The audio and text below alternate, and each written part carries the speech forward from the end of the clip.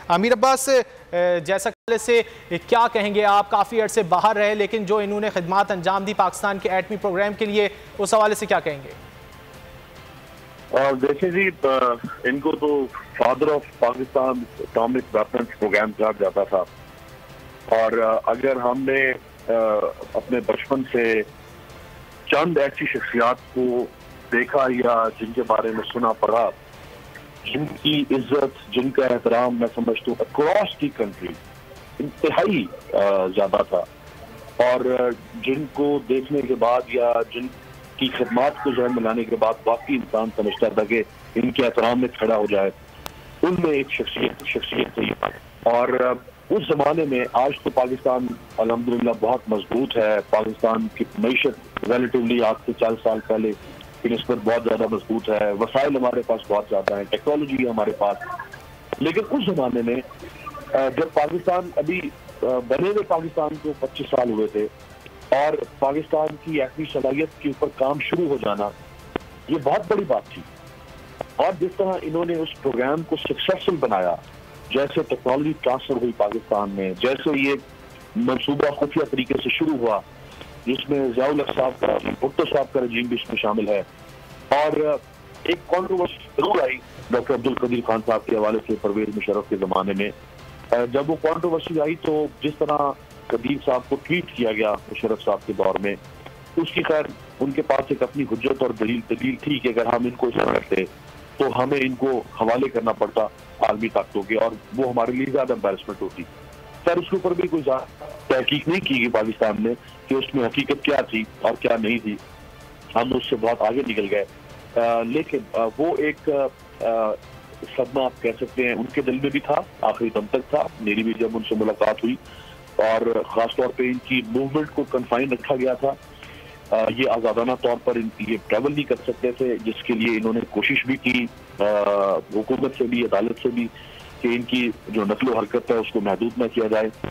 Strategic معاملات ہو سکتے ہیں، ممکن ہے شاید نہیں ہوں گے، اور ان کو زبردستی اس طرح سے رکھا گیا، اگر تھے تو ہو سکتا ہے حکومت اس کو سامنے اس لیے نہیں لانا چاہتی تھی کہ پاکستان کا کوئی نیشنل انٹرسٹ اس میں ہوگا۔ لیکن بہرحال کہ ان کی زندگی کے آخری جو ایام تھے، بلکہ آخری ایام نہیں، آخری جو زندگی کے چند سال تھے، اس میں جس طرح ان کو ایک نیشنل آئیکن کے طور پہ ہمارے سامنے رکھا جانا چاہیے تھا، ان کو یاد کیا جانا چاہیے تھا، ان کو جگہ جگہ پہ پروموٹ کیا جانا چاہیے تھا، ان کو دکھایا جانا چاہیے تھا، وہ انفارچونیٹلی نہیں ہو سکا۔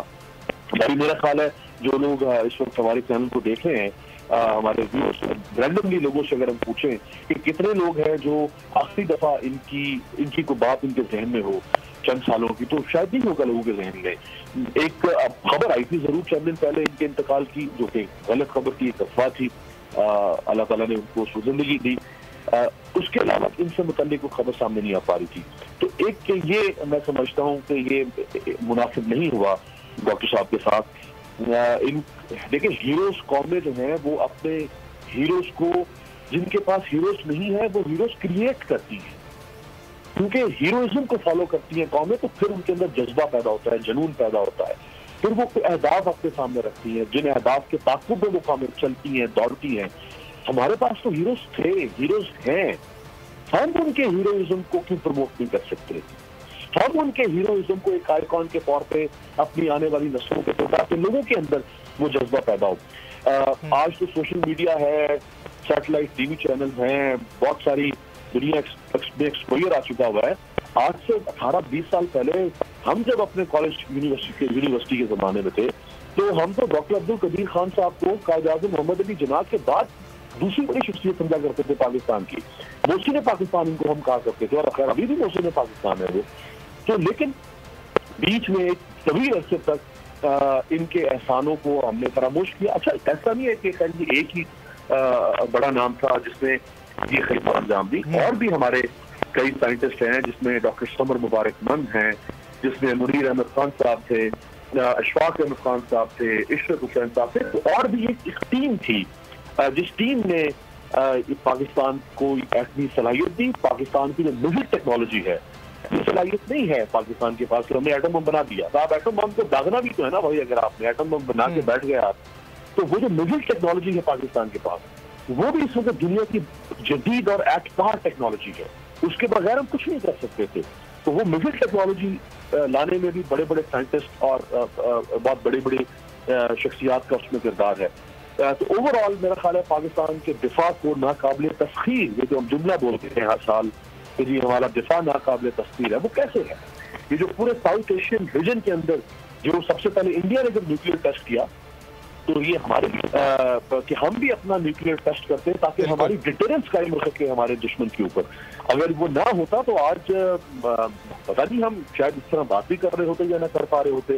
تو بہرحال یہ ہمارا جو دفاع ہے وہ اسی نیوکلیر ٹیکنالوجی نے ناقابل تسخیر بنایا. آج ہم دنیا کا کوئی بھی ملک ہو وہ ہم پر سینکشن لگا سکتا ہے، وہ ہمیں کسی اور طرح سے تنگ کر سکتا ہے، وہ ہم سے GSP+ کا اسٹیٹس لے سکتا ہے، لیکن کوئی ملک آج ہمارے ساتھ چھیڑ خانی نہیں کر سکتا. کوئی ملک آج ہماری حدود میں داخل ہونے کی کوشش نہیں کر سکتا. وجہ کیا ہے؟ اور وہ ہماری ایٹمی صلاحیت. اور اس ایٹمی صلاحیت کے اندر کون سب سے بڑا نام تھا؟ بہرحال ڈاکٹر عبدالقدیر خان صاحب کا. تو اللہ تعالیٰ انہیں اپنے جواب مغفرت میں جگہ دے اور ہمیں جو ہے وہ یہ توفیق نصیب ہو سکے بطور قوم کہ ہم ان کی خدمات رکھیں آئندہ کے لیے بھی اور اپنی نسلوں کو منتقل کریں اور ہماری آنے والی نسلوں میں وہ پیٹریاٹزم پیدا ہو سکے کہ آپ نے نیشنل سروس کس طرح سے کرنی ہے. جب ملک کسی ایسی بھنور میں پھنس جائے، ملک جب کسی ایسی مشکل سے دوچار ہو جائے تو اس میں پھر آپ نے اپنا سب کچھ چھوڑ کے اور ملک کے لیے کیسے باہر نکلنا ہے، اپنی سروسز کیسے دینی ہے. یہ سبق جو ہے وہ ہمیں ڈاکٹر قدیر خان صاحب کی زندگی سے مل سکتا ہے. ٹھیک ہے اسامہ، اچھا اگر بات کی جائے اس دور کی جب بھارت کی جانب سے ایٹمی دھماکے کر دیے گئے تھے اور پاکستان جو تھا وہ شدت کے ساتھ چاہ رہا تھا کہ جلد از جلد وہ بھی ایٹمی دھماکے کرے، تو اس دور کے حوالے سے کیا کچھ بتائیں گے آپ؟ بڑا مشکل وقت تھا جی پاکستان کے لیے، اور ظاہر ہے کہ انٹرنیشنل پریشر اس وقت بھی تھا اور ہم نے یہ پروو کرنا تھا اس وقت کہ ہمارے پاس جو نیوکلیر ٹیکنالوجی ہے، ایک چیز ہوتی ہے کہ جی استعمال میں نہیں آپ کے آئی، ایک آپ کے پاس ٹیکنالوجی آ گئی ہے لیکن آپ نے اس کو استعمال کر کے دیکھا ہے، پروو کیا ہے کہ یہ یعنی جو آپ کہہ رہے ہیں یہ اس قابل ہے، آپ نے کر کے دکھایا ہے. تو ان دھماکوں نے یہ ثابت کر دیا تھا کہ یہ ایسے ہی ہے. ہمارے پاس نہ صرف یہ، اچھا پاکستان دنیا میں یہ بڑی دلچسپ بات ہے کہ جو ہمارے پاس نیوکلیر ٹیکنالوجی، نیوکلیر بام جس کو آپ کہتے ہیں،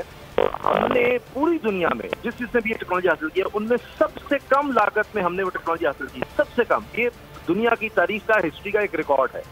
دوسرا ریکارڈ یہ بھی ہے کہ اس لیول کی جس لیول کی ہمارے پاس ہے وہ سب سے اعلیٰ ہے ہمارے پاس. اچھا اس کی آپ دیکھیے سیفٹی کے حوالے سے،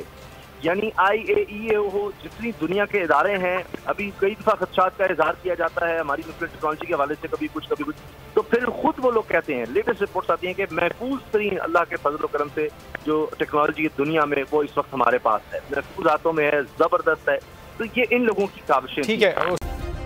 سبسکرائب کریں اور بیل دبائیں تاکہ کوئی خبر رہ نہ جائے.